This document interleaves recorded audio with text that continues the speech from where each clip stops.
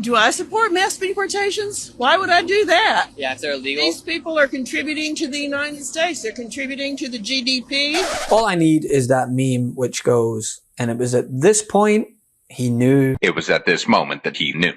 He fucked up. You know, it's rare videos like this see the light of day. They're usually edited around or cherry-picked by whatever Charlie Kirk wannabe wants to make themselves look good, especially when they are pressed on their strawman arguments and left dumbfounded. Because when exposed, they actually sound more like this. Because we have a Republican governor and a Republican Secretary of State in the state of Georgia. What's your name? He said Parker? My name's Parker. We have a Republican governor and a Republican Secretary of State in Georgia that approved our elections, and Donald Trump said that wasn't constitutional. All right, relax. Donald Trump tried to undermine our Constitution. You're at 10. I just walked in. I'm here to just learn. Hey, you're an anti-patriotic, anti-constitutional person crashing our party because you tried to stop our democracy. I got one question. Donald Trump called the Secretary of State of Georgia and told him to find him some votes. What is a woman?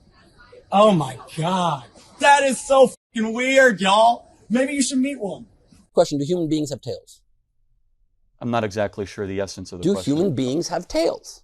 Do you have a tail? You know, I have never met anyone with a tail. I'm not exactly sure the Exactly. But fetuses have tails. Kind of proves that at that phase, they are not a human being. They got tails. Humans don't have tails. We're not dinosaurs. Let me even show you a photo, if I may, okay? Do you truly, in your heart of hearts, truly believe that this is a human being? This? Without a doubt. Without a doubt? Yes. This is a dolphin fetus. So let me... Without a doubt, a dolphin fetus is a human being. This is a human fetus. Look how similar they look, but quite different. Dolphin. You just confirmed that a dolphin... In life, do you confuse dolphins for human babies often? So let me ask you a question. You go to SeaWorld and you're like, someone's got human babies in that aquarium. Get the human babies out of the aquarium. Well, you labeled it as a human fetus. No, so I did not. That dishonestly. No, I did not. If I could swim with the dolphins, the soft and gentle dolphins, why can't I swim with the dolphins? In this instance, the young right-wing YouTuber stopped an older woman as she was passing by and asked her what she thought about mass deportations, before resorting to the same right-wing framing as a means to justify it. And well, just watch what happened. Do I support mass deportations? Why would I do that? Yeah, if they're illegal. These people are contributing to the United States. They're contributing to the GDP. And when you see stories of a woman like Laken Riley, the nursing student in Georgia who was brutally murdered by an illegal immigrant, you think the blood is on the hands The right wing likes to pull that out and forget that native-born Americans are much more committing of crimes and are much more responsible for the crime rate that we have than any immigrants. Immigrants have traditionally low crime rates, and so that's just more nonsense from the far right to distract people from what the facts are. Now, first of all, regarding the GDP, she is correct. Countless economists across the country have already specified that if Trump is to impose his mass deportations and his tariffs that he now all of a sudden doesn't believe is actually going to lower the price of goods, despite claiming numerous times on the campaign trail that it would drastically impact the economy. So let's move to your second chart about what a Trump plan would actually do to the economy if implemented the way he's pitching it. Yeah, so why are these economists so opposed to Trump's plan? Because the economic effects would be pretty terrible. This is a study done by Bloomberg Economics, and they found that Harris's plan did not have much change in either the GDP or inflation, which in a sense is a good thing at this point. But look at what Trump's plan would do. Trump's plan would cut the GDP by 8.9%. And let me put that in perspective for you. This is roughly twice the amount that the GDP went down during the financial crisis. Wow. So we would be looking at something between a recession and a depression.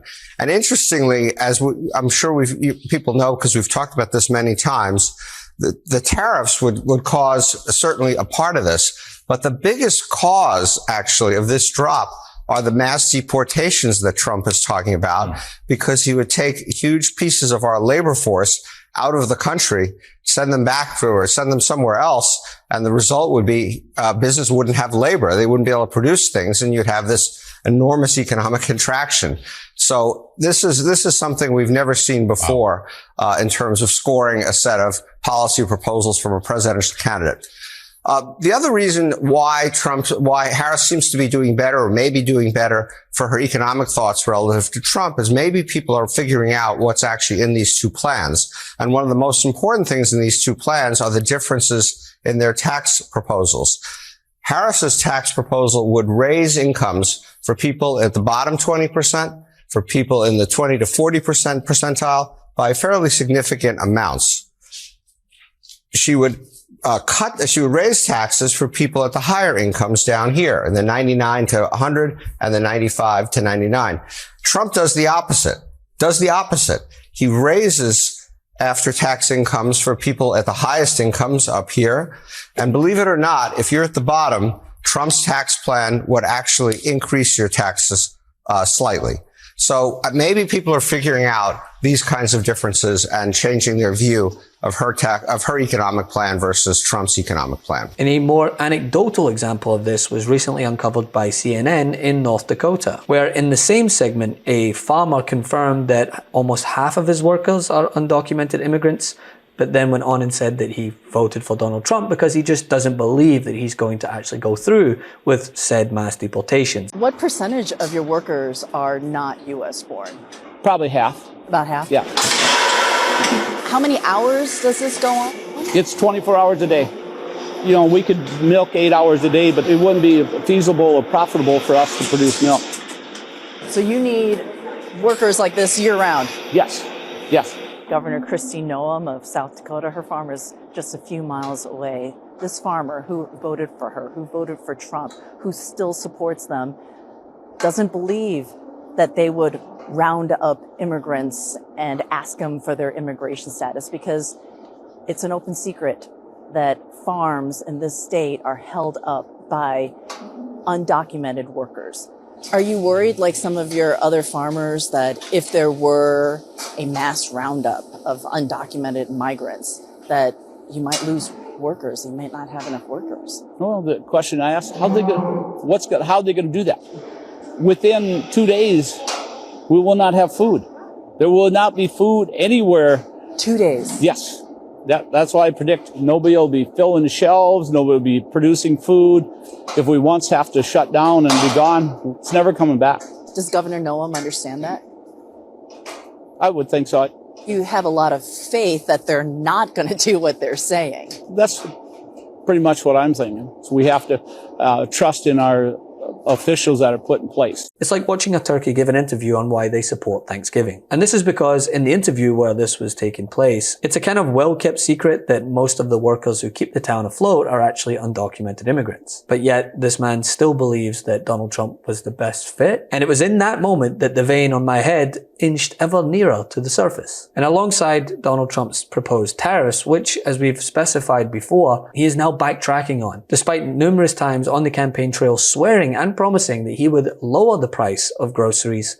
We will end inflation and make America affordable again. We're going to get the prices down. We have to get them down. It's too much. Groceries, cars, everything. We're going to get the prices down. But prices will come down. You just watch. They'll come down, and they'll come down fast. Not only with insurance, with everything. Tomorrow I will end inflation.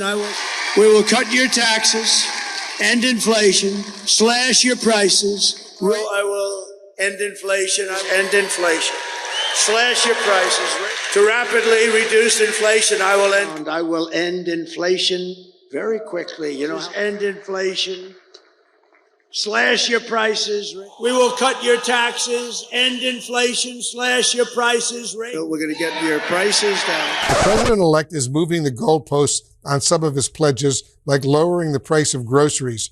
It's hard to bring things down once they're up, Trump says. It's very hard. In an interview with Time magazine, he just said that he can't guarantee that would happen. In fact, specifying it's hard to get the prices to go down. But as we know, this is typical of Donald Trump. When he ran the first time around, he promised an Obamacare alternative, which still has not seen the light of day. And he continues with this concepts idea that is just ridiculous. And what happens is these young right-wing creators, they digest Donald Trump's lies and then try to regurgitate it in a gotcha moment, but instead they just come across looking so woefully misinformed, and much like Trump himself, having no idea what they're talking about. Love this video? Make sure you stay up to date on the latest breaking news and all things Midas by signing up to the MeidasTouch newsletter at MeidasTouch.com/newsletter.